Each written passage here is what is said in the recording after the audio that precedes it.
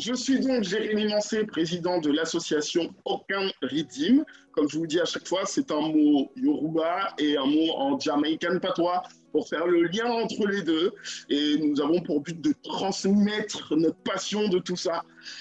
Et créateur du concept Caraïbe Tap, qui mêle le tap dance, ce qu'on appelle les claquettes, avec les rythmiques afro-caribéennes, pour être afro-antillaises, pour être un peu plus précis géographiquement. Aujourd'hui, on va parler des danses africaines contemporaines avec un intervenant que je vais laisser se présenter. Il se présentera mieux que moi. Bonjour, je m'appelle Patrick Acconi, donc je suis chorégraphe, pédagogue, chercheur. J'accompagne les danseurs, donc on peut dire que je suis un coach. Et d'origine sénégalaise par mon père et béninoise par ma mère. Et pour ceux qui se poseraient la question, donc je suis le fils de Germaine Acconi et j'étais anciennement le directeur de l'École des Sables de Toubab Dialaw, dans le centre de formation pour les danseurs professionnels dans les danses patrimoniales et les danses contemporaines d'Afrique. Et donc je suis aujourd'hui l'invité de Jérémy et je suis ravi d'être ici. C'est un plaisir, c'est un plaisir. Puis c'est un nom que j'ai entendu, on m'a dit interroge-le, interroge-le. J'ai fini par réussir à l'avoir grâce au réseau. Et voilà, la petite annonce au passage, j'ai beaucoup de mal à joindre certains intervenants. Si certains ont des contacts privilégiés, des numéros, etc., transmettez-les-moi. Je serais ravi de pouvoir contacter pas mal d'intervenants sur d'autres sujets. Alors, avant de rentrer vraiment dans le vif du sujet, ma première question, on va parler de l'Afrique. Voilà, dans un certain sens.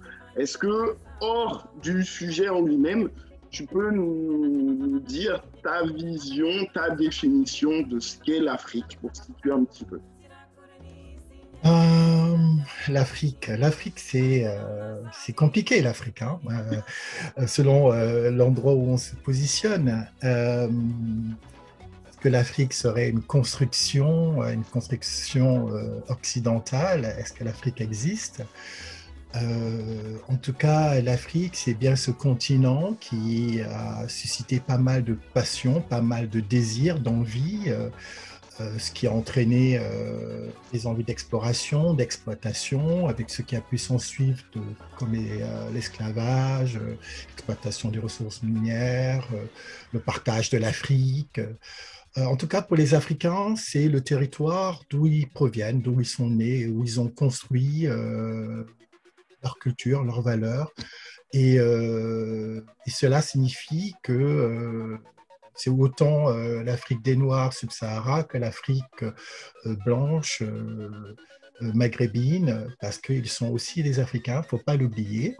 Et donc, ne jamais oublier non plus que l'Afrique, c'est immense. Moi, je l'ai appris très tard que l'Afrique pouvait à la fois contenir les États-Unis, l'URSS, l'Europe, une grande partie de la Chine. Et je me suis dit là, waouh, j'ignorais que l'Afrique pouvait être immense à ce point-là.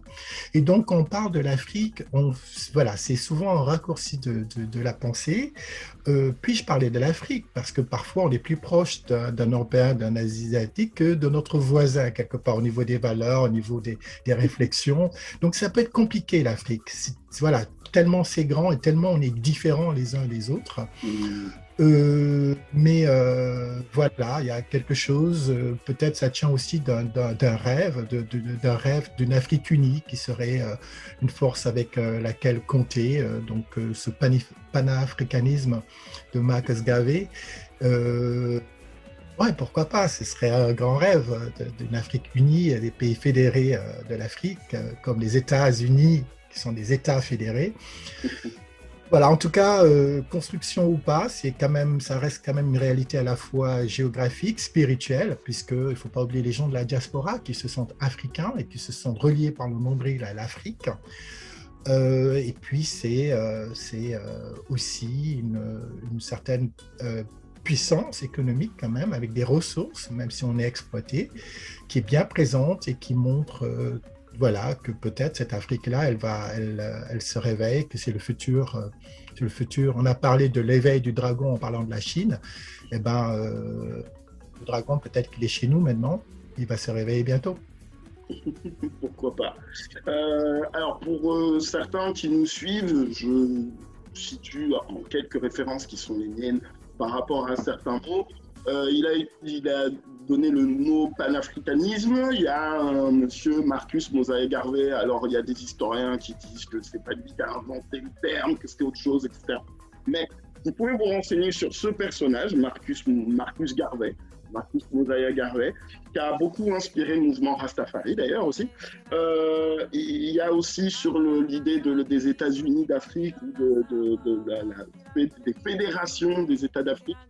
Il y a des livres intéressants. Je crois que Cheranta Diop en a parlé. Il me semble que Théophile Obenga en a parlé. Enfin voilà, il y a des bouquins là-dessus. Voilà, si vous voulez vous renseigner plus, il y en a sûrement plein d'autres très intéressants que je n'ai pas nommés. J'ai que les noms que je connais. Mais voilà, vous pouvez aussi aller chercher des infos là-dessus. Bien, je voudrais déjà qu'on commence par définir ce que tu entends par danse d'Afrique contemporaine, danse contemporaine d'Afrique. Comment tu définis pour qu'on situe le sujet? Alors, le problème avec les définitions, c'est qu'elles ont tendance à nous enfermer, et donc il faut se méfier.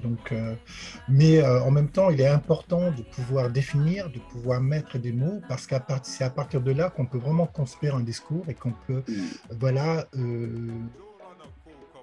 donner une certaine valeur à ce que l'on fait ou à ce dont on parle, à partir de ce discours-là. Donc, c'est quand même important de tenter d'avoir une définition qui n'est pas exclusive, mais plutôt inclusive, on va dire, dans ce sens-là. Alors, qu'est-ce que c'est les danses africaines contemporaines d'Afrique ou danses contemporaines africaines? Ce sont des danses qui se distinguent des danses traditionnelles de par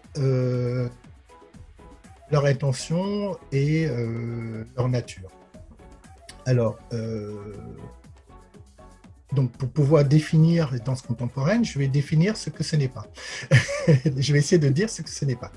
Alors, les danses traditionnelles, qu'est-ce que c'est les danses traditionnelles? On va dire que les danses traditionnelles, de certaine manière, ce que j'appelle les danses patrimoniales, ce sont les danses qui appartiennent au patrimoine d'une communauté ou d'un peuple, ou là, pour le cas, d'une nation.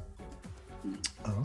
Et donc, tradition, de l'étymologie, transmission de valeurs. Hein. Donc, la tradition, c'est ce qui transmet les valeurs. C'est ce qui nous permet d'assurer la survie d'une communauté par la transmission de ce qui fait nos valeurs, mais surtout notre identité, ce que nous sommes, ce en quoi nous nous reconnaissons.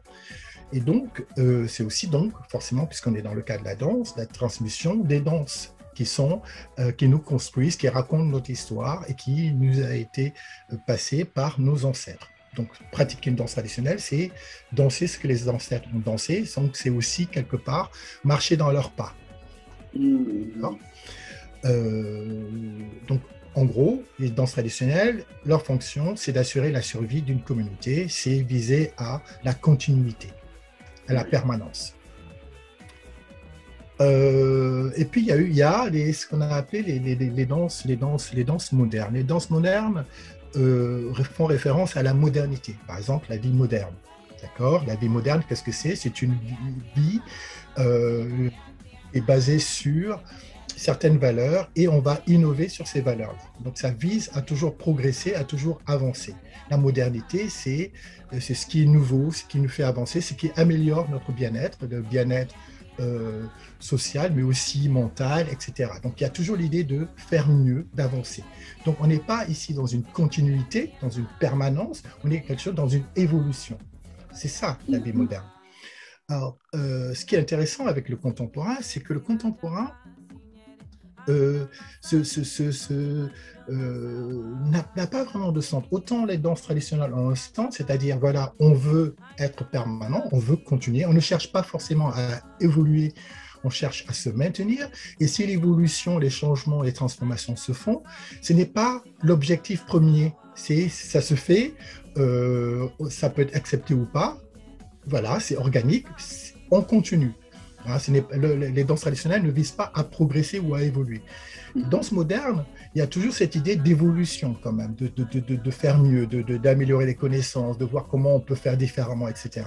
Les danses contemporaines, elles sont intéressantes dans la mesure, elles n'ont pas ce type de centre-là. Elles sont au-delà de ces centres. C'est-à-dire que on peut être autant dans l'esprit des danses traditionnelles que dans l'esprit des danses modernes, ou dans aucun des deux.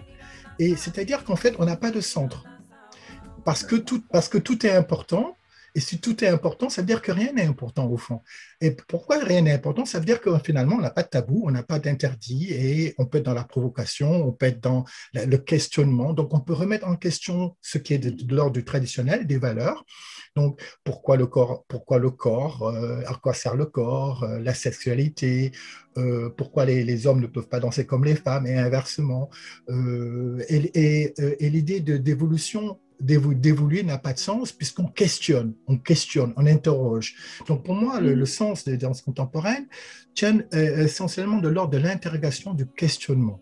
Elle pose là une idée qui est de ne pas prendre pour acquis quelque chose qui est là. On va l'interroger, on va la questionner.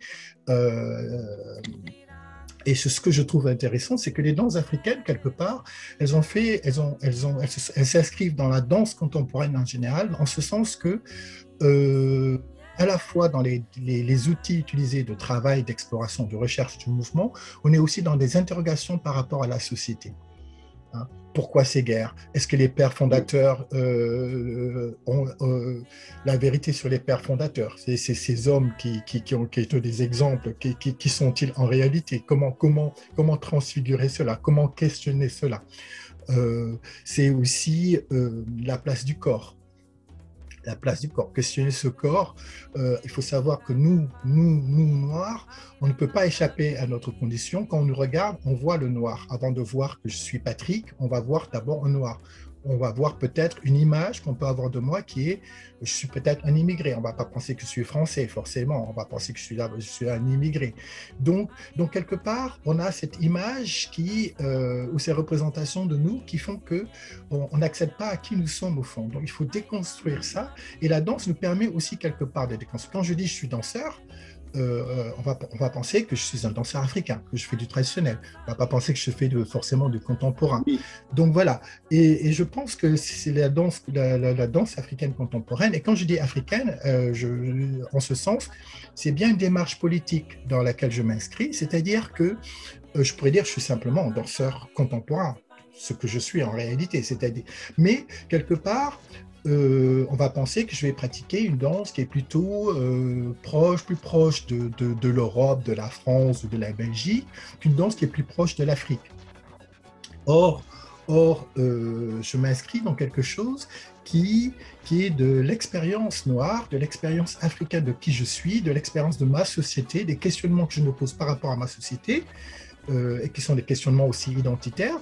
Et les outils pour le faire vont être des outils totalement contemporains. C'est-à-dire qu'il va y avoir une démarche d'auteur, c'est-à-dire que moi, autant les danses traditionnelles vont s'inscrire dans, voilà, cette danse, elle appartient à tout le monde, moi, je vais m'inscrire dans une danse qui m'appartient à moi. Ouais. Donc voilà, je suis assez synthétique, mais cette démarche traduit un petit peu, et il y en a beaucoup d'autres, évidemment, mais traduit un petit peu cet esprit de danse africaine contemporaine qui est une démarche de l'esprit, une démarche d'auteur, une démarche artistique qui consiste à se poser des questions, à poser des questions et à ne pas prendre les choses pour normales ou acquises. Voilà. D'accord. Alors, pour le coup, là, j'ai une question qui me vient par rapport à ce que tu viens de dire. Tu parles de questionner, d'accord? Le sens de certaines choses, de certains éléments. Alors, je pose la question en tant que, voilà, sans me définir comme danseur contemporain, d'accord? Est-ce que pour le coup, pour questionner, il faut connaître, avoir une certaine connaissance, un certain savoir, une certaine expertise du sens de la tradition afin de pouvoir réellement poser la question. Je dis ça dans le sens où si je me pose la question sur un système mental, économique, physique, ensemble, musical, peu importe, pour en poser la question, pour le questionner en profondeur et voir ce qui va en sortir, il faut que j'en connaisse le sens. Alors, mon questionnement là est, est-ce que il y a de fait une étude du sens de la tradition pour pouvoir en faire quelque chose de contemporain? Je pense qu'au départ, il faut de la curiosité. Il faut la curiosité et le désir de comprendre et d'apprendre. Au départ, quand je dis au départ de toute chose, il y a le besoin de savoir, d'en savoir plus. Donc, c'est reconnaître que je viens d'un endroit où ce que je sais ou ce que j'ignore doit être couvert. Donc, je dois avancer. Si je vois certaines pratiques de ma mère ou de ma tante ou de mon grand-père qui sont là et que je ne questionne jamais, c'est normal, c'est comme ça. Je n'ai pas appris beaucoup. Je sais que c'est comme ça, c'est dans notre culture, on fait ça. Donc, je sais ce que mes parents ont bien voulu dire et peut-être quand j'étais petit, j'ai pu poser des questions et j'ai accepté sans réfléchir de plus et c'est normal. Voilà. Et quand je grandis, c'est comme ça. Et pourquoi c'est comme ça? Je ne sais pas. Et pourtant, derrière ces raisons, derrière ces pratiques, il y a toujours des raisons et parfois d'excellentes raisons. Et parfois, c'est des raisons qu'on ne peut pas comprendre. Voilà. Et c'est intéressant d'en savoir plus. Plus on en sait sur nous-mêmes, plus on sait d'où nous venons et qui nous sommes. D'accord? Et c'est important parce que cela peut nous permettre justement de s'interroger sur des questionnements sociétals, sur des questionnements émotionnels parfois,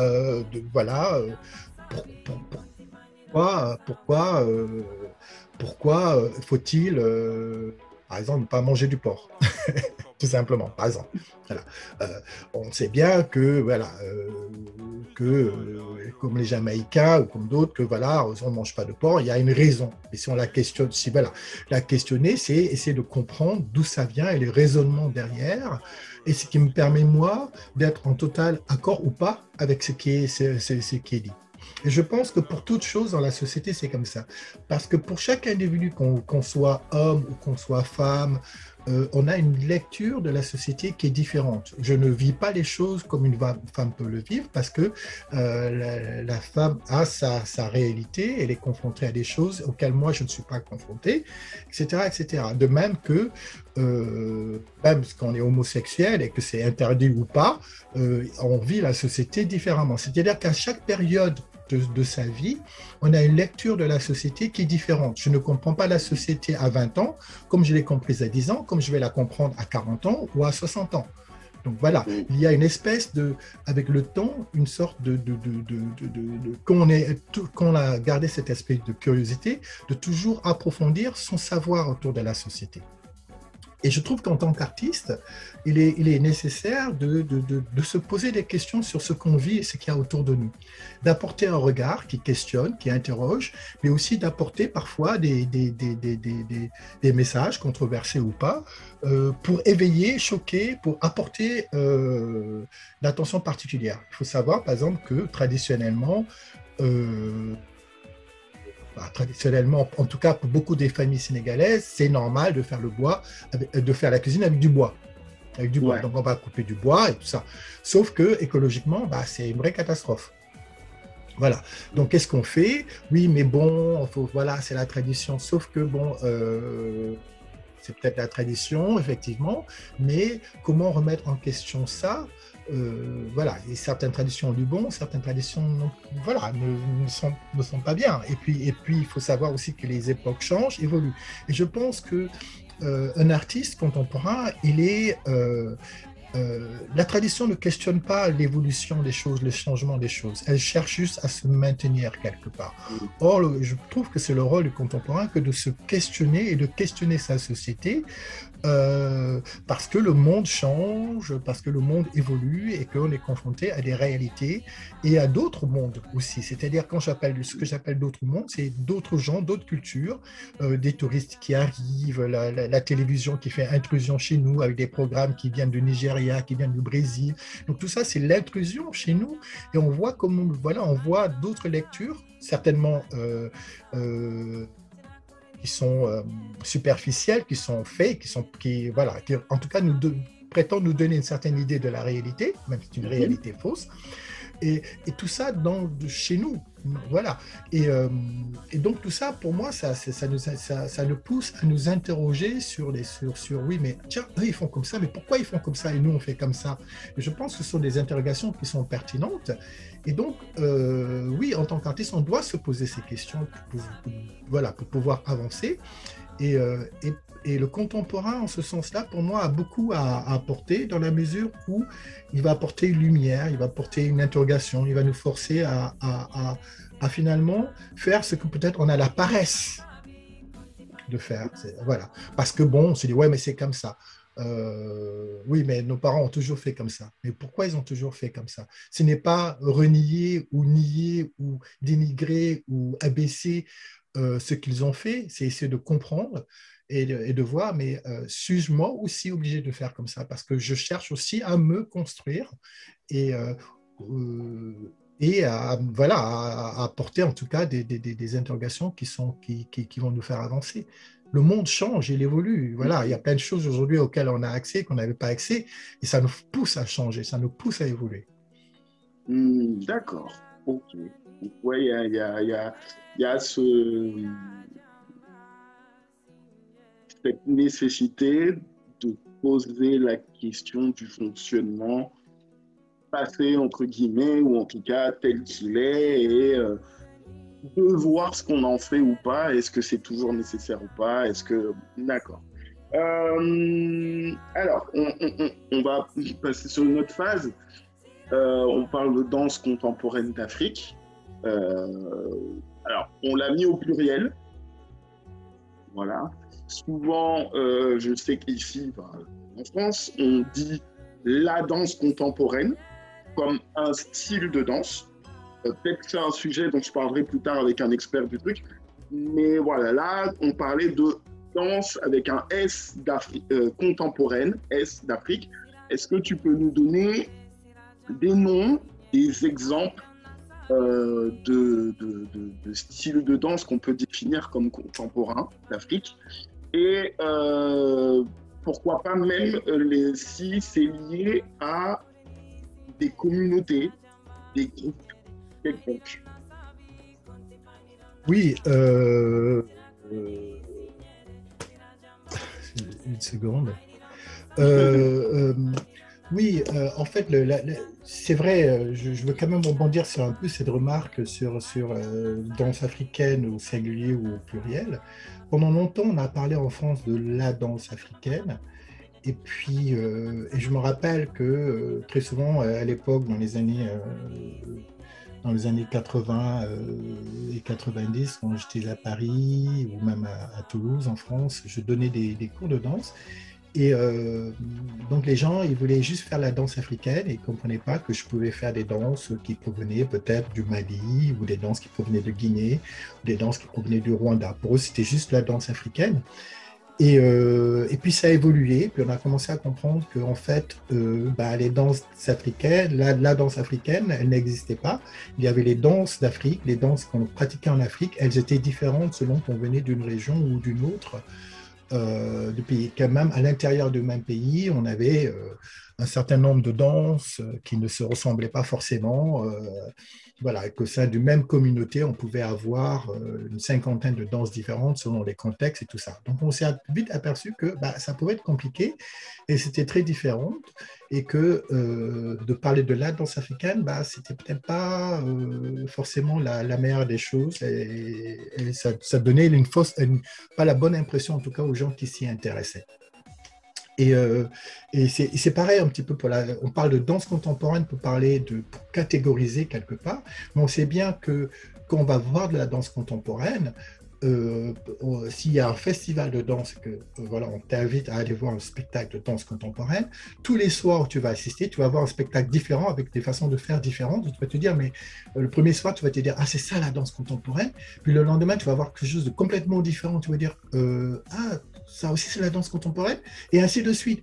Et donc, après, tu te retrouves dans une situation, mais finalement, c'est quoi la danse contemporaine? Parce que toutes ces danses qui reflètent les pensées des auteurs ne se ressemblent pas. Hein, c'est comme, voilà. Mais pourtant, on peut parler, comme on parle de littérature, on sait bien que quand on parle de littérature, il y a de tout dans la littérature. Hein, on comprend simplement, c'est quelque chose qui est fait, c'est quelque chose qui a été écrit, c'est un livre. Par contre, ça ne nous informe pas sur l'auteur, ses influences, son pays, etc. Donc on a envie, et on s'aperçoit que dans la littérature, il y a des catégories qui sont aussi faites, et dans les danses contemporaines, dans la danse contemporaine, on n'en parle pas. Donc le fait de mettre au pluriel, c'est intéressant, ça nous fait dire qu'en fait, il y a plusieurs façons d'aborder ces questions, et qu'il n'y a pas une, mais il y a des. C'est comme aujourd'hui, on parle aussi, beaucoup vont dire, il n'y a pas une Afrique, il y a des Afriques. Mhm. C'est intéressant. Hein? Qu'est-ce que ça veut dire qu'il y a des Afriques? Ça veut dire tout simplement qu'il y a différentes façons de penser l'Afrique, et que les Africains ne sont pas une entité homogène, c'est des entités très hétérogènes, très différentes, et où certains peuvent se sentir aussi éloignés qu'un Africain d'un Esquimau. Voilà, tout simplement. Voilà. Donc, et c'est ça que ça veut dire. C'est que quelque part, en précisant, en mettant le S, on veut dire il y a plusieurs formes, ce n'est pas quelque chose d'homogène, il faut se méfier de ça, parce que pendant longtemps, l'Afrique a été quelque chose que l'on voyait comme homogène, et c'est que très récemment qu'on se dit attention, c'est rempli de complexité, de différences, de multitudes, et donc je pense que c'est la dénote de cet esprit que de dire il n'y a pas une danse contemporaine, il y a des danses contemporaines. La danse contemporaine qui provient de France, ce n'est pas la même que de Belgique, ce n'est pas la même que des Pays-Bas, et ce n'est certainement pas la même que nous faisons en Afrique. Donc voilà, cela dit, en termes de réflexion et de pensée de ces danses, ce que je peux dire, c'est qu'il y a des personnes qui pratiquent cette danse, qui pratiquent ces danses contemporaines, provenant d'Afrique, qui ont d'une certaine façon marqué un petit peu cette histoire-là. Parce qu'il existe une sorte d'histoire, une histoire de cette danse africaine, et ces personnalités ont marqué cette histoire-là. Alors, qu'est-ce que je peux dire? Je peux dire que la première personne qui a probablement été à l'origine, quelque part, une des premières, en tout cas, c'est Germaine Acogny. Alors, Germaine Acogny, c'est tout de suite dans les années 70, un peu avant 70, qui commence à penser les pratiques de danse différemment. Voilà, c'est-à-dire, pourquoi différemment? C'est parce que jusqu'à l'époque, c'était les danses traditionnelles, il y avait une façon. Alors, au Sénégal, on voulait organiser une fête, par exemple un baptême, un mariage, un décès, on organise une rencontre, on fait un cercle, les musiciens viennent et on joue des rythmes et on danse. Voilà. Mais parallèlement à ça, il y avait le ballet national. Alors, il faut savoir, c'est intéressant cette histoire de ballet national parce que peut-être, sans vouloir trop m'étendre et m'étaler et de commencer à donner un cours magistral, ce qui est intéressant, c'est que quand même cette histoire de ballet national va émerger avec l'idée d'un Guinéen qui s'appelle Fodéba Keïta, qui a fait l'école normale supérieure au Sénégal et qui était déjà très intéressé par le théâtre. Parce qu'il faut savoir que dans les années 50, quand on faisait l'école normale supérieure à Dakar, et voilà, on était proposé par les colons des activités théâtrales, artistiques, culturelles, et il était intéressé par le théâtre. Il va aller faire ses études de sciences politiques en France, et là, il va continuer ce qu'il faisait au Sénégal, et il va créer les ballets africains. Et les ballets africains, c'est quoi? C'est une collection de gens qui proviennent de différents pays d'Afrique, du Sénégal, Guinée, des Antillais, des Noirs, et il va partager avec eux des danses de Guinée, mais aussi des danses du Sénégal, du Mali, et il va rencontrer un énorme succès. Et les ballets africains vont rencontrer un énorme succès dès les années, oui, on va dire 54, par là, autour de 54. Et voilà, et le succès est immense, à tel point qu'au moment où on va obtenir les indépendances, donc De Gaulle va donner l'indépendance au pays, sauf la Guinée qui refuse de négocier d'une certaine façon, et c'est le premier pays qui devient indépendant. Sauf que c'est Sékou Touré qui est là. Sékou Touré, qui est le président de la République de Guinée-Conakry, se retrouve seul, abandonné par la France, et il a l'idée de rappeler Fodéba Keïta, qui est guinéen. Et il dit, ce serait bien que tu viennes et que tu recrées en Guinée les ballets africains. Donc les ballets africains sont le premier ballet d'Afrique qui vont porter une idée de ce que sont les danses traditionnelles d'Afrique. Et pour moi, c'est déjà une rupture par rapport aux danses traditionnelles. Pourquoi ? Parce que les danses traditionnelles vont connaître une scène. C'est-à-dire qu'on va en faire une représentation spectaculaire, des formes de spectacle. Et pour moi, c'est déjà une avancée moderne de ce que sont les danses traditionnelles. À partir du moment où on est dans une idée moderne, on n'est plus dans la tradition. Et donc, pour moi, c'est déjà une première rupture. Va s'en suivre donc l'idée que vont s'approprier Senghor, Léopold Sédar Senghor, qui était un homme de culture, agrégé de grammaire, poète par excellence, un des pères de la négritude, s'intéresse beaucoup aux ballets africains et veut recréer cette idée au Sénégal. Donc, il va créer les ballets La Linguère et le Sierra Badral, deux ballets qui vont porter donc l'image du Sénégal. Donc là, on a une collection de danses de répertoire, de patrimoine, voilà, qui sont réadaptées pour la scène. Donc pour moi, il y a quelque part quelque chose de très moderne dans cette conception du spectacle, de la scène, du théâtre. On parle de danse traditionnelle, mais dans un contexte très moderne. Ouais. De là, ce qui se passe, c'est que Germaine Acogny, qui arrive et qui est professeure de gymnastique, elle va se saisir des danses que l'on pratique, mais différemment. Elle va, par exemple, concevoir le solo. L'idée de solo n'était pas connue en tant que telle en Afrique. Le solo, c'était quelque chose qu'on faisait pendant une trentaine de secondes. Ça consistait à rentrer dans le cercle, à prendre un pas de base, à trouver des variations et à sortir. Voilà, on avait montré sa virtuosité, on avait montré sa compréhension des danses, du rythme, et on avait montré sa créativité, on en sortait. Elle crée des solos, ce qui existait en Europe, mais en Afrique, elle va danser un solo de 20 minutes, et le fameux solo qui va la rendre célèbre, c'est le solo sur le poème de Senghor qui s'appelle Femme noire. Alors Femme noire, qui est femme noire, femme nue, vêtue de ta couleur qui est vie, de ta forme qui est beauté, j'ai grandi en ton ombre et la douceur de tes mains bandait mes yeux. Voilà, ça c'est Senghor, et qui chante à la fois la femme noire, mais aussi l'Afrique, quelque part. Et elle, ma mère, Germaine Acogny, va danser ce solo qui va la rendre assez célèbre au Sénégal, et qui va attirer l'attention de Léopold Sédar Senghor, parce que quelqu'un danse son poème et le danse pendant une vingtaine de minutes, ce qu'on ne connaissait pas. Donc déjà, là, il y a une vraie rupture, une idée extrêmement moderne et presque contemporaine, j'ai envie de dire, de l'idée de solo et de danser des pas non traditionnels qui émergent de l'émotion, du ressenti, de l'imaginaire qu'elle va exprimer sur scène. Voilà, ça, c'est un truc qu'on ne connaissait pas à l'époque au Sénégal. Donc c'est totalement nouveau. Donc c'est la première un petit peu dans ce sens-là à faire cette rupture. En France, il se passe quelque chose avec quelqu'un comme Elsa Williaston. Elsa Williaston, c'est une danseuse d'origine kenyane et américaine qui à l'origine est une prof et fait de la musique classique. Elle découvre les danses traditionnelles avec un Guinéen qui enseigne des cours à Paris, et elle s'y intéresse et commence à danser, et elle va développer un truc qui va être très, très personnel autour des danses rituelles ou de danses répétitives, où son principe de danse, c'est par la répétition, trouver à se connaître, à se reconnaître.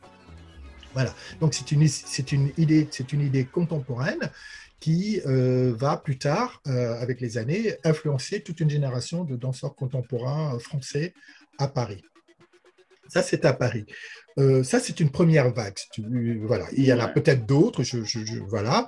Mais je parle de deux femmes qui ont été très, très marquantes dans ce développement de cette idée de danse africaine contemporaine. C'est-à-dire, encore que Germaine Acogny ne parle jamais de danse contemporaine, elle parle de danse moderne. Elle parle de sa technique comme une technique de danse moderne. Pourquoi moderne? Et c'est intéressant, ça rejoint un petit peu ce que je disais, mes définitions de tradition moderne et contemporaine, c'est qu'elle a cette idée de voilà, ce sont des valeurs. Il y a des valeurs qui sont importantes, qu'il faut certainement faire évoluer, mais ces valeurs sont importantes. Il faut en anglais, on dit embodied. Il faut les incarner. Il faut les incarner dans le corps. Alors, ces valeurs, c'est quoi? C'est des valeurs d'élégance, de rythme, de faire bouger le serpent de vie, c'est-à-dire la colonne vertébrale, c'est de trouver ses ancrages au sol. Et ça, c'est très important pour elle. Et ce sont des valeurs qu'elle va transmettre. Hein. Voilà. Alors que chez Elsa Oliasson, on a une démarche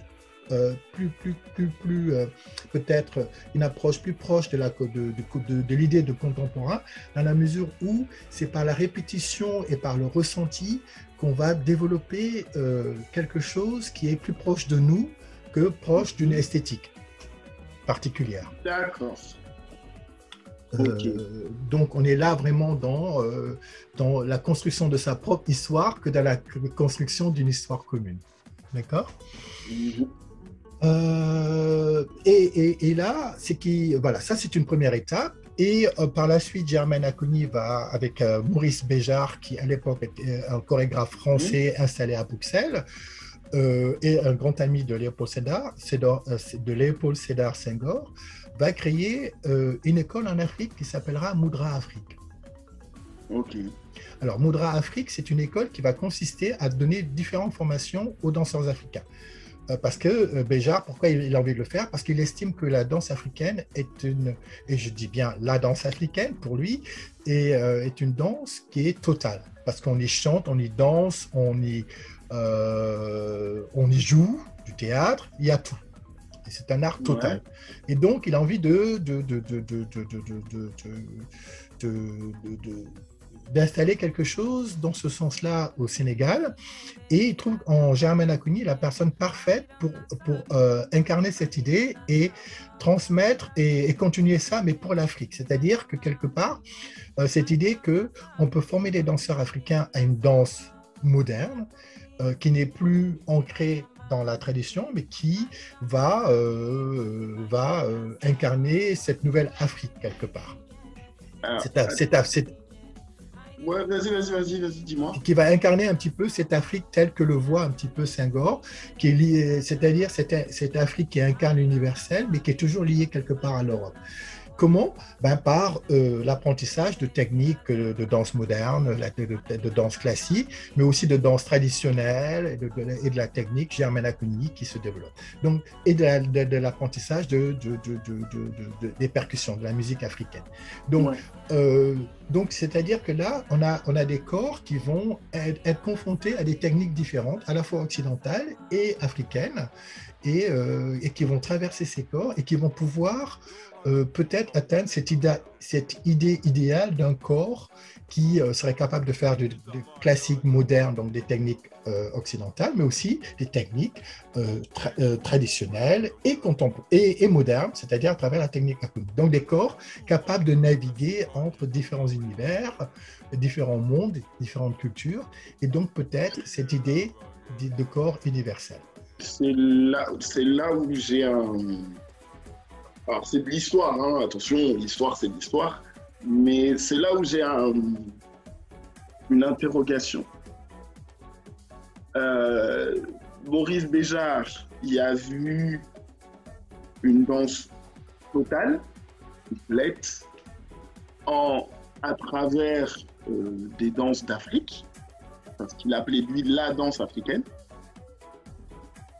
Et du coup, il a voulu créer une école en Afrique, donc là d'où viennent ces danses, en y incorporant des techniques européennes.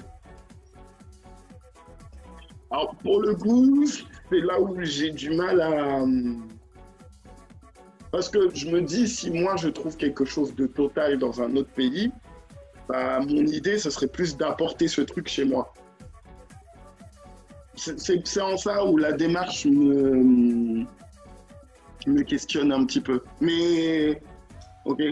Faut pas oublier aussi que tu parles d'un point de vue qui est aujourd'hui, nous sommes en 2021, et Ouais. là, nous sommes dans les années 70. Nous sommes dans les années 75-76, l'école va être créée en 78, et l'état d'esprit, il est totalement différent dans la mesure où l'Europe pense qu'elle est le centre du monde et que c'est elle qui est capable d'apporter l'universel.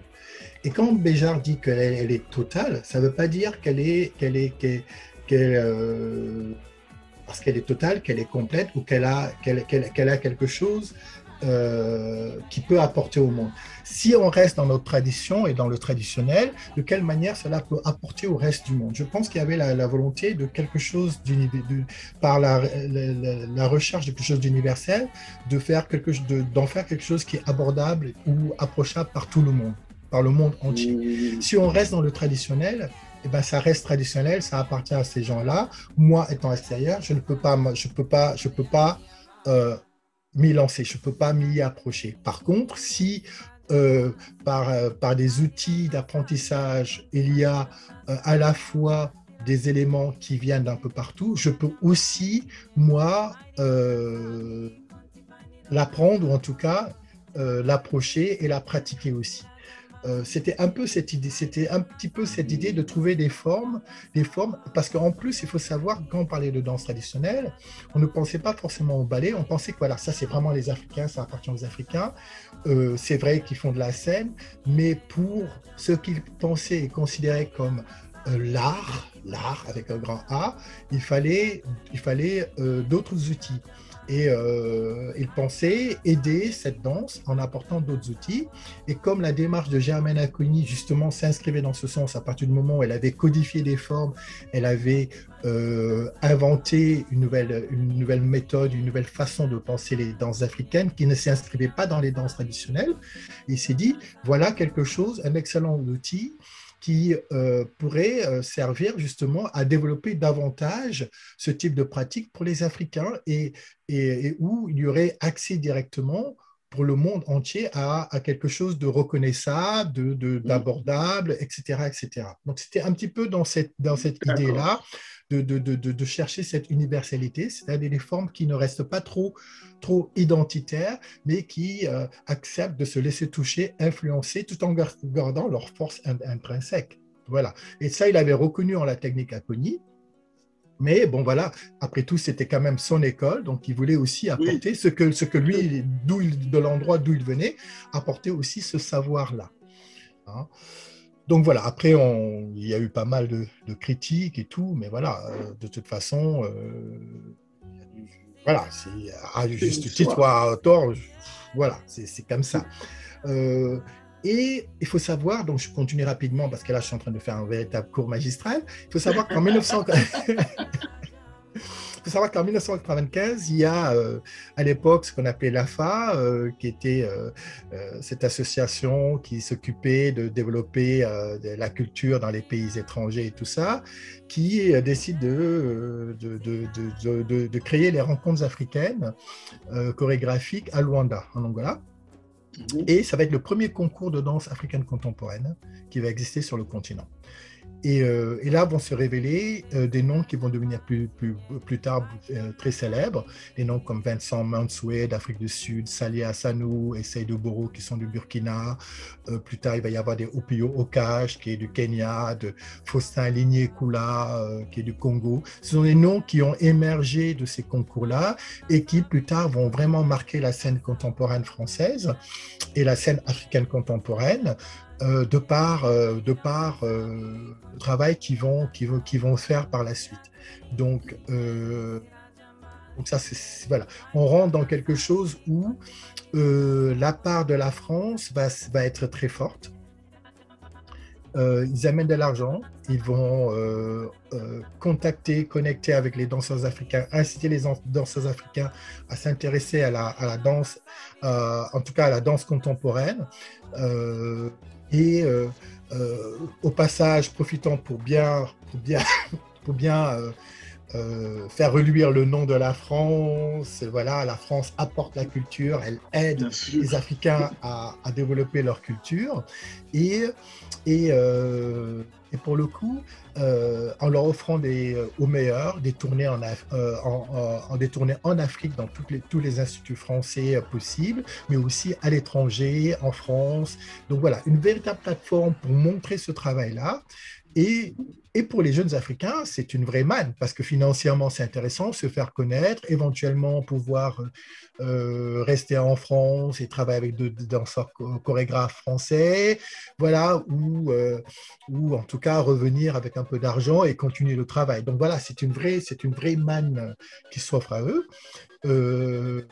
Manne, là encore discutable, est-ce que voilà, mais en tout cas, ce qu'on peut constater, c'est qu'effectivement, de ces rencontres vont émerger de véritables artistes africains qui vont éblouir les théâtres internationaux et aussi inspirer des générations de danseurs par la suite. Alors des noms encore, Grégory Makoma qui est en Afrique du Sud, qui fait un travail extraordinaire. Voilà, je pourrais en donner, il y en a plein d'autres. Hein. J'essaie de varier un peu les noms.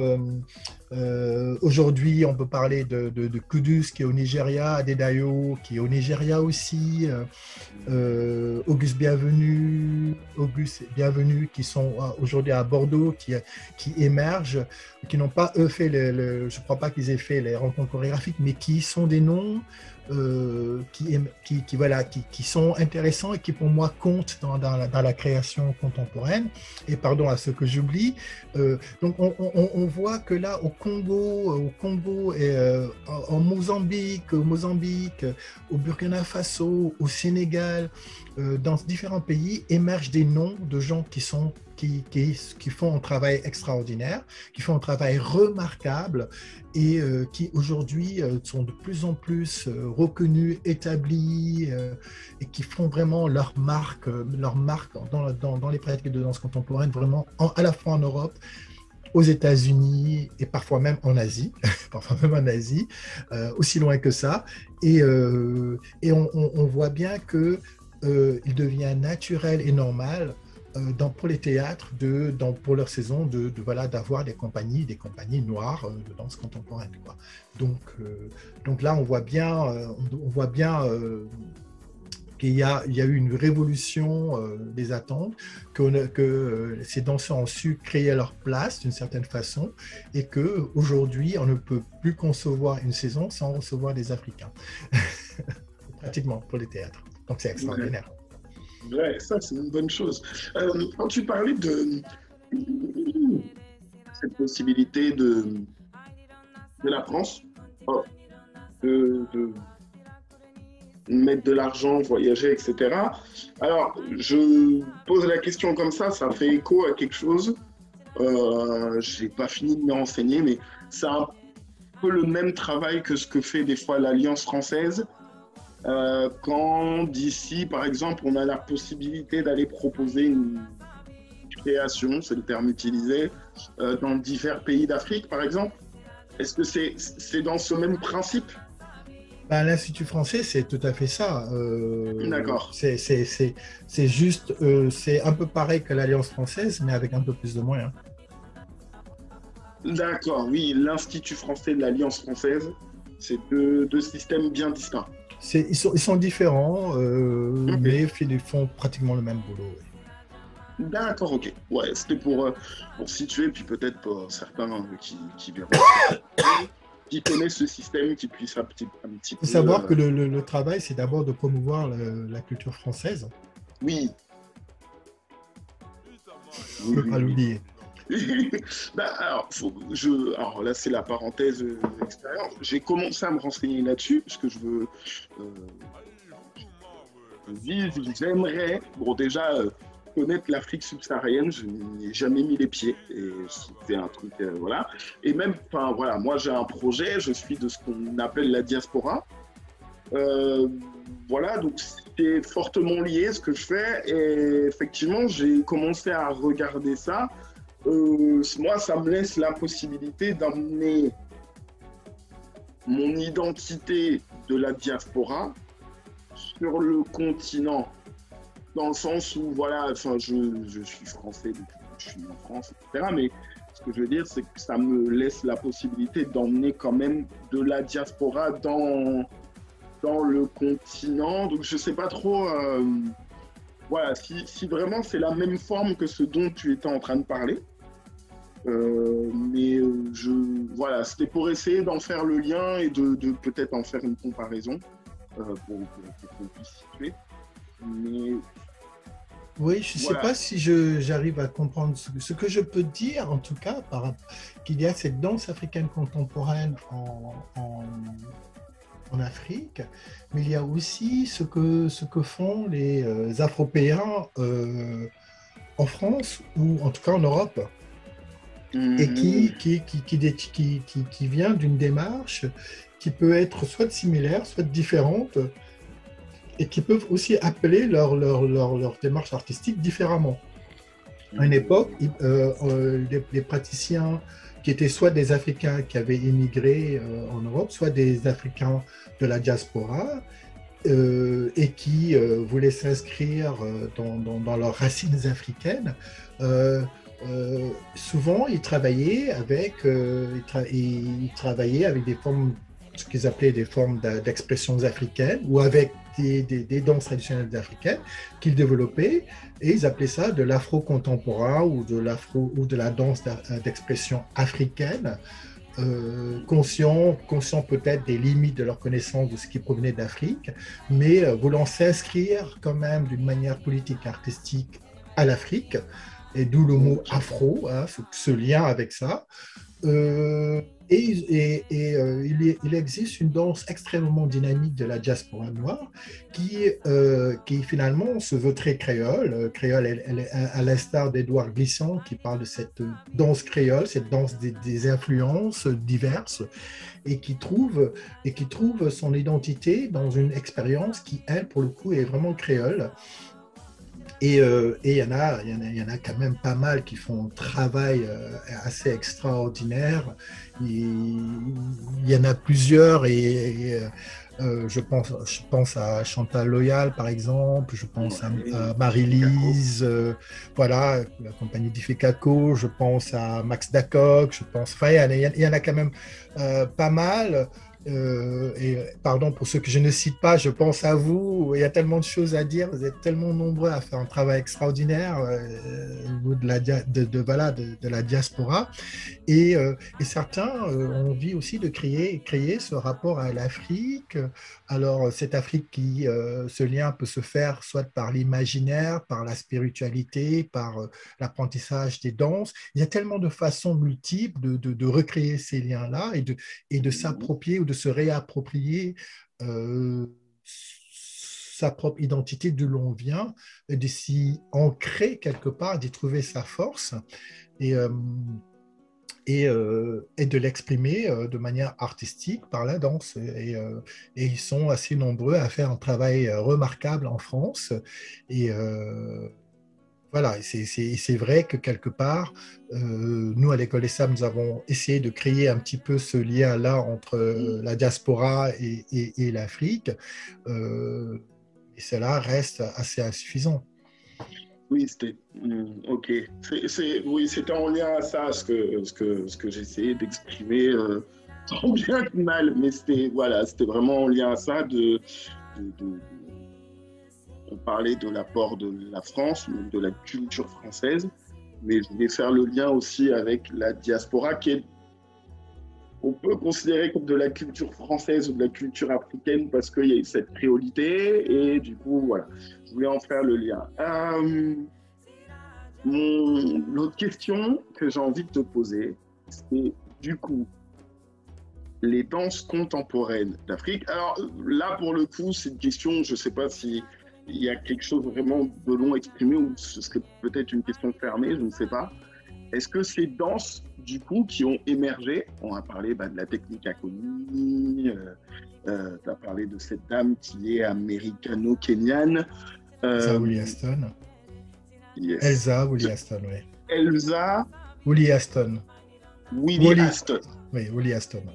Ok, Elsa Willie Aston.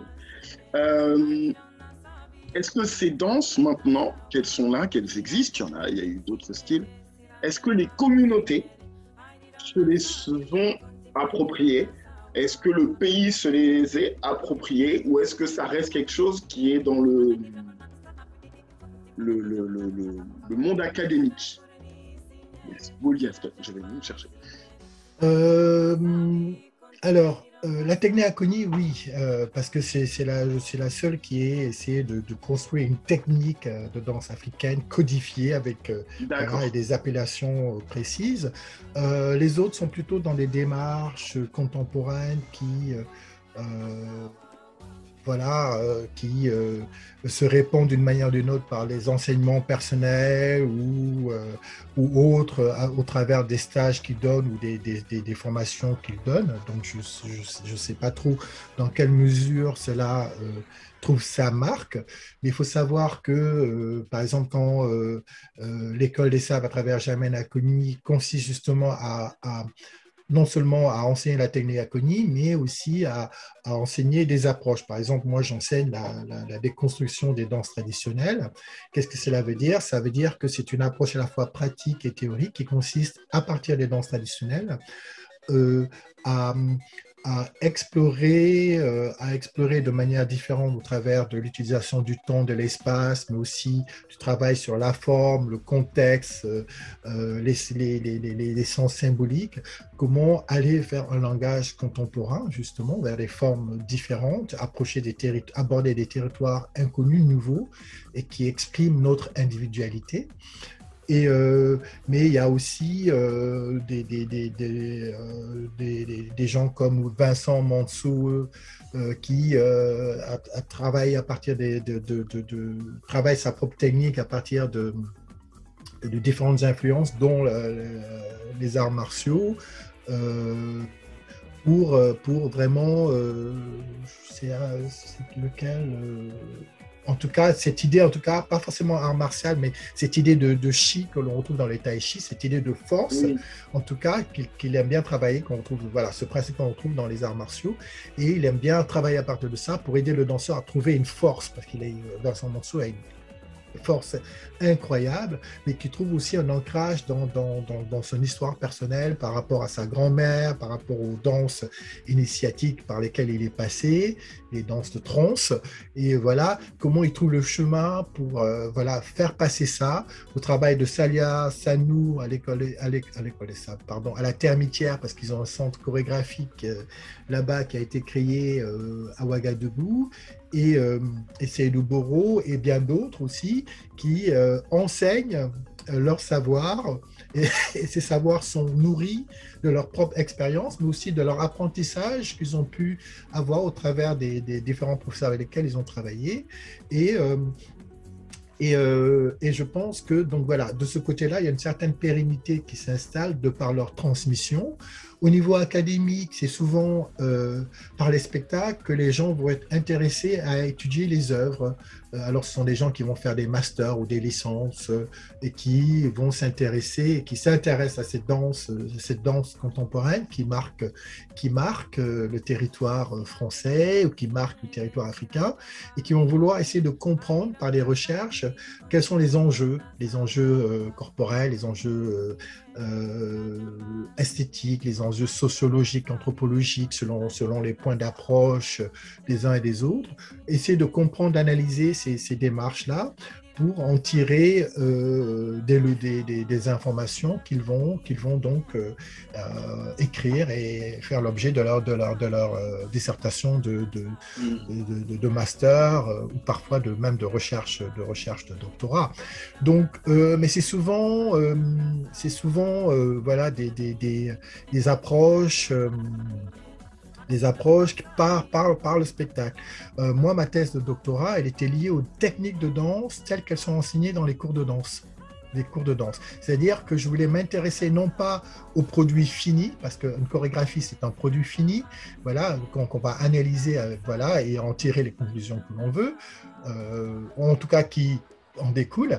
Et moi, je voulais m'intéresser, mais quels sont les discours qui sont mis en place, comment se construisent les corps dans un cours de danse, quelles sont les façons, les manières de procéder, quels sont les systèmes en place qui font que tel corps va émerger et à quoi ressemble ce corps-là. Parce que ce corps-là, il va après informer une chorégraphie. Quand je travaille avec les danseurs, pourquoi je choisis ces danseurs-là? Qu'est-ce qu'ils apportent à la pièce que je vais faire? Pourquoi celui-là et pas un autre? Qu'est-ce que je pense qu'il va apporter? Est-ce que c'est sa personnalité? Est-ce que c'est sa technique? Est-ce que c'est son expérience quelconque qui va faire que voilà, ça va apporter quelque chose à mon travail? Tout ça, ce sont des choses qui sont intéressantes de questionner et que parfois les chercheurs questionnent. Mais le plus souvent, je pense que certaines choses sont négligées, c'est l'endroit d'où vient le chorégraphe, qu'est-ce qu'il a construit, qu'est-ce qu'il a nourri, qu'est-ce qu'il a informé, comment il s'est développé, comment il a développé sa matière, comment il a transmis, ou en tout cas, dans ses choix, et comment tout cela donne ce qui... Voilà, moi, c'est ce qui me passionne et je ne suis pas toujours certain que cela soit fait, mais en tout cas, il y a encore beaucoup de travail à faire dans ce domaine-là pour comprendre un petit peu ces démarches. Mais je dois dire que ces danseurs, quels qu'ils soient, et ils sont de plus en plus nombreux, suscitent beaucoup d'intérêt à la fois pour le spectateur, à la fois pour les théâtres et programmateurs de théâtre, mais aussi pour les universitaires, sauf que ces universitaires, ils sont souvent étrangers, donc c'est-à-dire qu'ils sont souvent en France, aux États-Unis, ailleurs, et que quelque part, on n'en a pas assez en Afrique, ou on n'a pas assez d'Africains qui réfléchissent sur leur propre pratique à ce niveau-là, et j'espère que ça va se développer, parce que il ne faut pas oublier une chose, et c'est important, c'est que l'histoire de Sarkozy, l'homme n'est pas assez rentré dans l'histoire, c'est parce que c'était les Blancs qui racontaient, ou les étrangers, les Arabes, qui racontaient l'histoire des Africains. Ce n'était pas les Africains qui racontaient leur propre histoire. Et donc ça a été un petit peu voilà. Si on avait raconté notre propre histoire, on n'en serait pas là. Et donc, il faut de plus en plus qu'on raconte notre histoire, il faut de plus en plus que les Africains racontent ce que c'est cette danse pour eux, qu'ils la parlent, qu'ils la discutent, qu'ils l'écrivent, de manière à ce qu'on ne soit pas raconté par quelqu'un d'autre, qu'on soit raconté aussi par nous-mêmes. D'accord. Question, parenthèse, on parlait des mots de différents adjectifs, tu as parlé de contemporain, de moderne, de tradition. Il y a un mot que j'aimerais que tu définisses, ce que tu t'es défini avec ce mot, quand tu t'es présenté. Et c'est un mot, alors personnellement, je le remets un peu en question pour des raisons étymologiques. C'est le mot pédagogie. Je te dis, moi, le truc que j'ai avec la pédagogie, qui est quelque chose de tout simple, et après, ouais, j'aimerais bien avoir ta vision, ta définition. Enfin, c'est qu'en cherchant pédagogie, étymologiquement, c'est la façon dont nous transmettons aux enfants, puisque péda. Et du coup, je me suis tombé sur le mot andragogie, qui nécessiterait une transmission aux adultes. Et il y a des gens qui ont vraiment forcé sur le mot en parlant d'anthropogogie, mais alors je le fais rarement, pour dire que voilà, c'est un truc plus général pour transmettre à l'être humain. Tu as utilisé le mot pédagogie, je suppose que tu n'enseignes, enfin, je ne fais que supposer, que tu n'enseignes pas qu'aux enfants. Dans l'extrait vidéo que j'ai vu tout à l'heure, il y a des adultes face à toi. Est-ce que tu peux donner, toi, comment tu vois ce mot, comment tu le définis, comment tu l'utilises? Moi, je l'utilise dans son sens le plus large, c'est-à-dire l'enseignement d'une matière, de manière structurée, reconnaissable et évolutive. D'accord. De manière générale, la pédagogie, on peut faire de la pédagogie à l'université. Et à l'université, ce ne sont pas des enfants. Donc, c'est des façons c'est une discipline qui consiste à trouver les meilleures façons de transmettre quelque chose, des savoirs à des individus. Et donc, quand je parle de pédagogie, c'est parce que je veux faire la différence entre celui qui anime et celui qui enseigne. Très souvent, nous avons des gens qui sont des animateurs, plus des animateurs que des enseignants. Des gens qui sont capables de te faire danser, de t'apporter de la joie, de t'apporter des choses, mais qui sont pas forcément dans cette démarche d'expliquer d'où ça vient, comment cela s'est construit, d'où est-ce que ça va, et d'en donner le contexte et les sens spirituels, philosophiques, etc., qui sont importants, qui ne sont pas non plus capables de t'amener d'étape en étape et d'évaluer tes progressions, ton avancée dans la pratique. Et donc, on est là dans les échanges. Je ne te montre pas, mais je suis incapable de t'expliquer, de décortiquer d'où vient ce pas, comment ça se fait, c'est comme ça. Et toi, du mieux que tu peux, tu l'absorbes, tu l'intègres et voilà. Quand je parle d'enseignement, je parle de mettre en place des étapes évolutives qui vont faire que je vais m'assurer qu'à chaque étape, l'apprenant évolue avec moi dans sa démarche. Donc, je mets des bornes qui font que je peux évaluer sa progression. Et à ce moment-là, je mets en place des exercices, des discours qui vont faire que je vais m'assurer qu'il comprend bien ce qui doit se passer, comment ça peut se passer, les différents aspects qu'il peut ressentir et je l'amène. Pour moi, ça, c'est de l'enseignement parce qu'il y a une forme d'accompagnement et d'évaluation de son évolution. Et j'en fais et pour moi, c'est très différent de celui qui fait de l'animation, c'est-à-dire je te fais danser et puis voilà, ça s'arrête là. Et cette façon de procéder telle que je l'explique avec l'enseignement, c'est de la pédagogie. D'accord, ok. C'est une question que je poserai régulièrement à plusieurs intervenants parce que là c'est plus personnel. Moi, c'est un mot qui me questionne beaucoup. La pédagogie, l'histoire de ce mot, l'étymologie de ce mot. Plus j'avance et plus je décortique un peu. Mais d'accord, donc voilà, on aime cette définition et voilà, pour ceux qui suivent ces émissions régulièrement, sachez que j'essaierai dorénavant de poser régulièrement la question sur ce mot. J'ai 2 questions qui restent. Voilà, comme à chaque fois, alors que j'ai une question qui est prévue, puis j'ai une question, on va dire, vraiment liée à moi. Alors, j'aimerais savoir ton actualité par rapport à ces danses. Tu es sur le territoire français en ce moment. Voilà. Quelle est ton actualité? Quelle est l'activité de ce qu'on appelle les danses contemporaines africaines sur notre territoire? Où est-ce qu'on peut te retrouver? Voilà, les événements, les différentes choses. En fait, moi, je suis arrivé en France fin 2019, juste avant la pandémie. Je suis installé à Rennes. Et le temps de commencer à explorer les possibilités. Pour moi, il y a eu la pandémie, donc voilà, donc ça a été... Donc en fait, je n'ai pas vraiment d'actualité. Je suis régulièrement invité à l'étranger pour animer des cours. Là récemment, j'étais aux Pays-Bas où j'ai passé un mois à aider les jeunes danseurs à faire de la recherche artistique et de la pratique physique, c'est-à-dire des cours techniques. Il y a 3 jours, j'étais à Nantes. J'étais invité par le TU de Nantes et par un jeune danseur malien contemporain, Tidjani Ndiaye, qui a organisé un festival qui s'appelle Bam Bam Bam et qui justement donne la place à pas mal d'artistes qui sont venus du Mali, qui sont venus du Gabon, qui sont venus du Cameroun, Togo. Et, euh, il travaille avec quelqu'un qui s'appelle Arthur, qui est son alter ego d'une certaine façon, et qui fait aussi la dramaturgie de son travail, et qui lui-même est un artiste. Et, euh, et ces deux-là font un travail extraordinaire sur Nantes.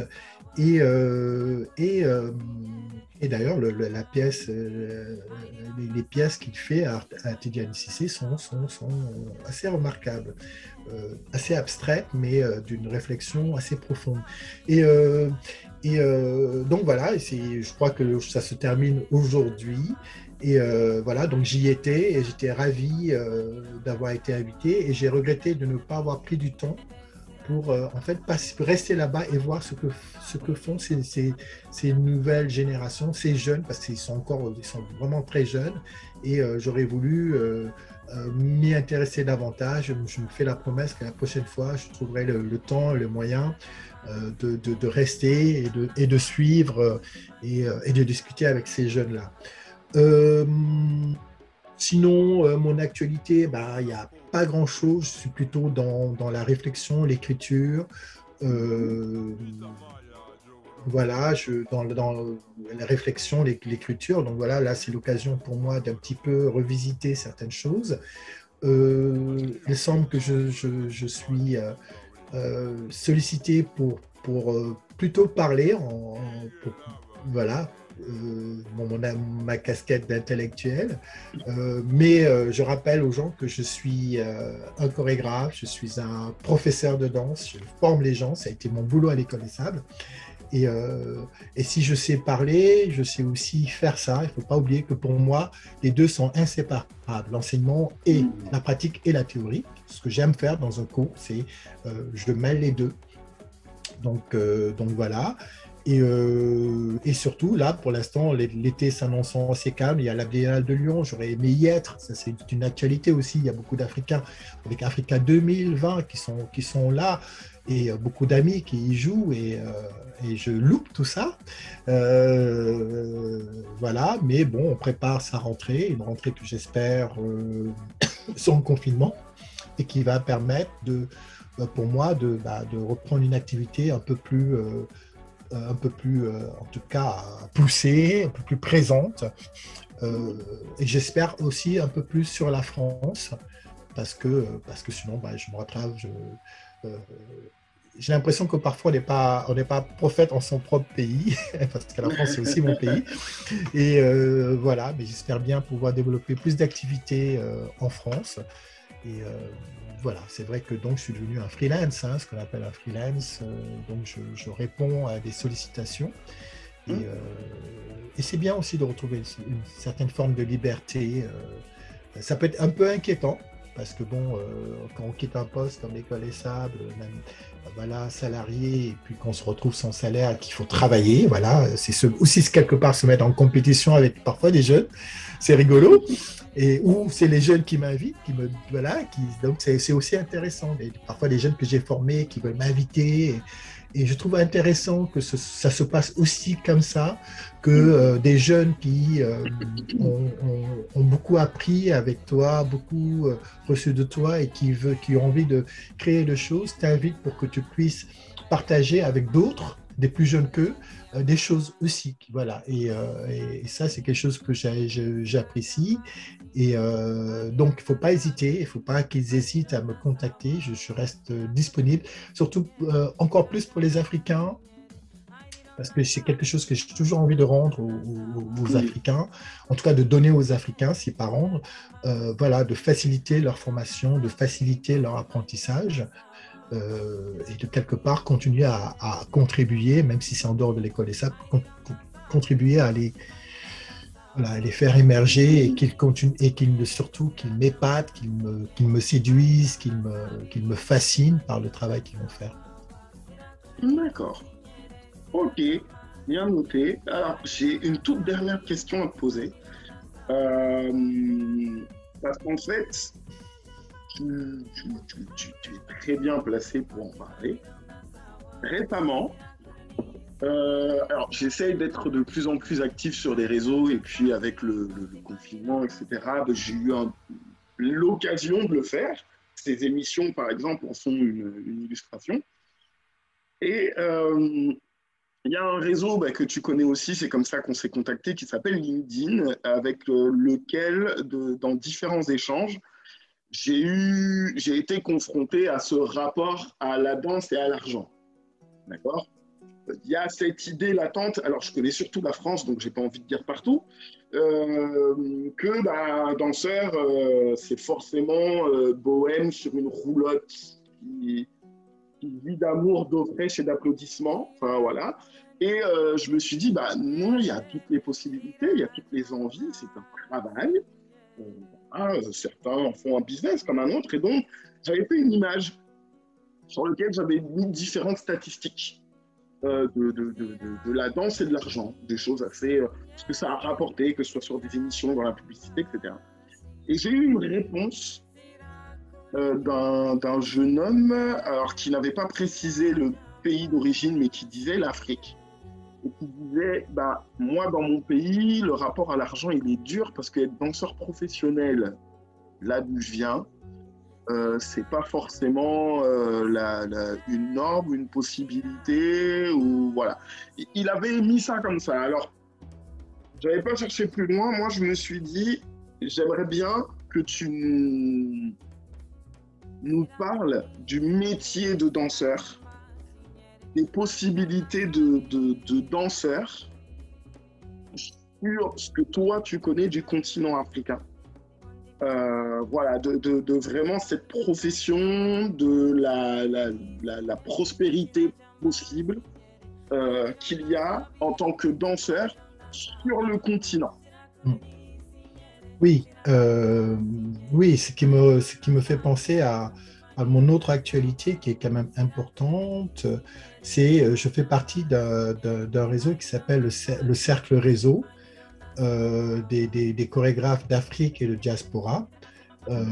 Cercle a été créé par Vincent Arisdo, Salia Sanou et Georges Monboy, qui sont vraiment des figures à la fois d'Afrique et de France pour la danse contemporaine africaine, et qui avec moi, nous avons conçu ce cercle réseau pour justement être un espace pour nous rencontrer, partager, discuter de différents sujets, et avec différents binômes qui s'assureraient de programmation mensuelle, d'activités, soit de découverte d'un jeune artiste par sa danse, ou de discuter de sujets intéressants comme le fossé des générations, le problème des subventions, le problème des entreprises culturelles, etc., etc. Et ça, c'est un sujet que nous n'avons pas abordé, la question de danse et argent, professionnalisation. Et oui, la question de l'Afrique et de ça, la question de l'Afrique et de la danse, c'est que on ne conçoit la danse d'une part que par les ballets nationaux, c'est-à-dire que c'est une activité de fonctionnaire.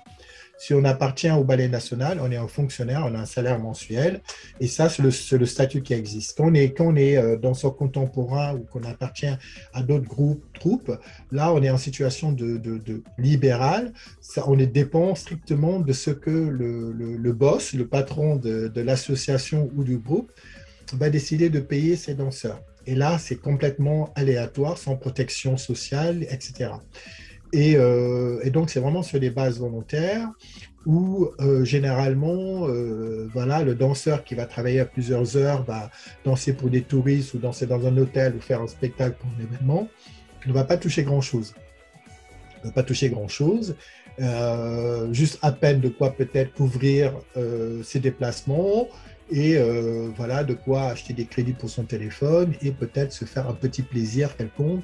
Mais en général, ce n'est vraiment pas grand-chose qui va toucher. Les seuls espoirs, c'est vraiment quand, soit de développer des cours de danse parce que même développer des cours de danse pour les locaux, c'est compliqué parce que généralement, ils n'ont pas suffisamment d'argent. Donc, c'est développer des cours pour des étrangers ou pour des expatriés qui sont là et qui veulent faire des choses et qui ont les moyens de payer. c'est aussi l'espoir que le chorégraphe qui t'invite à danser pour lui puisse décrocher une tournée, et que tu puisses aller en tournée et que tu puisses gagner suffisamment d'argent. Ce qui fait qu'au Sénégal, le meilleur espoir souvent pour les danseurs sénégalais, c'était de faire partie de la compagnie de l'École des Sables, parce que là, c'était vraiment des tournées conséquentes et des revenus conséquents qu'ils avaient, puisqu'on était au niveau de ce que gagne par cachet un danseur français en moyenne en France par spectacle. Voilà. Mais ça reste assez exceptionnel. Toutefois, il existe quand même des chorégraphes comme Jean Tamba, comme Fatou Cissé, Andrea Wemba, qui sont des noms qui sont connus au Sénégal et qui sont des créateurs contemporains, qui ont réussi à faire quand même pas mal de tournées à l'étranger avec leurs danseurs et qui ont pu, par moment, assurer de revenus corrects à leurs danseurs. Mais ça reste assez inconstant. Et donc, les années se suivent et ne se ressemblent pas du tout. Donc voilà, une année on peut tourner, une autre année on ne va pas du tout tourner. Donc ça devient compliqué. Et c'est sur la création de projets, de formations et des choses comme ça que l'on peut espérer avoir un peu d'argent. Mais là encore, c'est compliqué. C'est vrai que donc aussi au Sénégal, je parle du Sénégal, voilà, c'est que voilà, on est en train de développer un statut pour le danseur, mais c'est tout nouveau. Voilà, qu'est-ce qu'est le danseur? Le danseur, c'est pas seulement celui qui est fonctionnaire. Donc, un statut le permettrait de peut-être pouvoir bénéficier de petites demandes de subventions, pour pouvoir créer, pour pouvoir payer les artistes. C'est aussi les droits d'auteur. Voilà, donc quand on crée une pièce, d'être protégé. Enfin voilà, il y a des petites choses qui se mettent en place, mais il est vrai que pour la plupart des danseurs, c'est très compliqué de gagner sa vie par la danse. Ça, c'est une vraie réalité. D'accord. Ok, on situe. Et j'ai une petite pensée pour un territoire que je connais, hein, c'est les Antilles, où pas mal de danseurs, alors pas tous, mais m'ont émis cette difficulté aussi d'avoir de visualiser une prospérité, une carrière. Alors nous, pour d'autres sujets, hein, c'est la taille, voilà, qui pose un autre souci. Hein. Vous faites un spectacle, je parle de l'île que je connais en Martinique, bon, vous faites un spectacle dans une grande salle, vous faites 3 fois la moitié de l'île que vous avez vu. Et donc, voilà, il y a aussi cette chose-là. Et de danseurs antillais vivant en métropole, en territoire métropolitain, qui des fois aimeraient proposer des choses sur des tournées dans les Caraïbes. Mais les Caraïbes, c'est pas forcément le même pays, donc on peut difficilement des fois aller d'une île à l'autre. Donc voilà, ça me fait écho aussi. Et voilà, je me pensais pour ce jeune homme qui m'avait répondu en disant moi, d'où je suis, j'ai du mal à imaginer faire une carrière avec ça, même si ça me passionnerait. Voilà, d'accord, je voulais cette précision. Oui, non, mais juste une chose, c'est vrai que j'ai pensé au moment où tu répondais, c'est que pareil, au Sénégal et dans d'autres pays d'Afrique, on n'a pas suffisamment de théâtre. La plupart des théâtres de bonne qualité sont soit ceux de l'Alliance française ou de l'Institut français, ou des grands théâtres du pays où très souvent on ne peut pas louer parce que c'est trop cher, et donc on ne peut pas organiser de vraies tournées locales dans la région parce que c'est beaucoup d'argent, et que donc sans aide de sponsors ou sans aide d'Institut français, encore une fois, faire une tournée locale dans la plupart des régions, c'est compliqué, ça coûte cher, donc c'est plus de dépenses que de revenus, que de gains. Alors, dans la sous-région, dans les pays de l'Afrique de l'Ouest, là, c'est par les instituts français, là où on dépend quand même voilà. Ouais. Donc, c'est vrai que c'est très compliqué. Et puis, la qualité des infrastructures, la qualité de l'éclairage, voilà, de qualité qui permet d'avoir un niveau standard international, c'est aussi compliqué à atteindre. Donc, c'est autant d'handicaps et de problèmes qui font que c'est compliqué pour les danseurs de s'en sortir également. Donc, comme un petit peu tu en parlais tout à l'heure avec, voilà, une difficulté, oui. Et puis, D'accord. qui va au théâtre? Les gens qui n'ont pas beaucoup d'argent, Oui, aussi, voilà, ne c'est vont pas au ça. théâtre. Ils n'ont Il pas y a cette culture du l'accès à la... théâtre. Oui, exactement. C'est ça, il y a l'accès au théâtre en lui-même pour le public. Là où ici, au contraire, il y a tellement un accès facile qu'on fait même des éditions pour les écoles, etc. Voilà, il y a des tarifs même pour aller à l'opéra. J'ai déjà entendu ça, donc je le dis, ceux qui veulent voir un spectacle à l'opéra, par exemple Bordeaux, il existe des tarifs très, très, très abordables pour donner l'accès à tout le monde. Effectivement, c'est pas le cas partout, quoi. Voilà. Ah oui. D'accord. Ok. Bah écoutez, l'émission touche à sa fin. Merci beaucoup d'être intervenu, d'avoir répondu à mes questions et de m'avoir là, pour le coup, j'avoue, parlé d'un sujet que je ne connaissais pas du tout. Autant les autres, j'avais une vague idée, je pouvais dire des mots aussi et diriger l'interview vers quelque chose là où je voulais. Autant là, pour le coup, ça a été totale découverte. Je ne connaissais juste que de nom, le nom de l'école des sables. Euh, Est-ce que tu peux peut-être dire vite fait si quelqu'un d'ici est intéressé pour aller à l'école des sables? Peut-être est-ce qu'il y a des stages, des choses qui se font ou quelqu'un pourrait y aller, un Ben, accès? alors, c'est très facile. Il y a un site qui existe, l'écoledessables.org, Ouais, et on peut trouver toutes les informations. Il va y avoir un stage là cet été. Donc, pour ceux qui n'ont pas assez dansé, voilà, il suffit juste de passer un test PCR, de se faire vacciner et d'y aller. Le stage, ce serait à partir de la mi-juillet, je crois, jusqu'à fin août, donc 6 semaines. Je pense que ça va être un vrai bonheur d'y aller.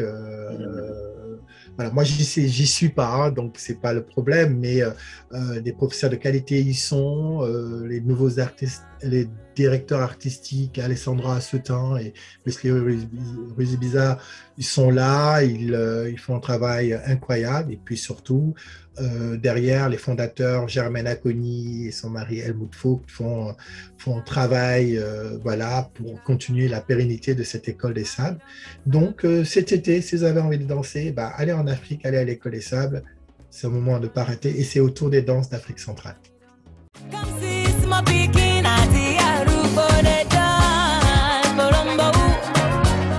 Bongo,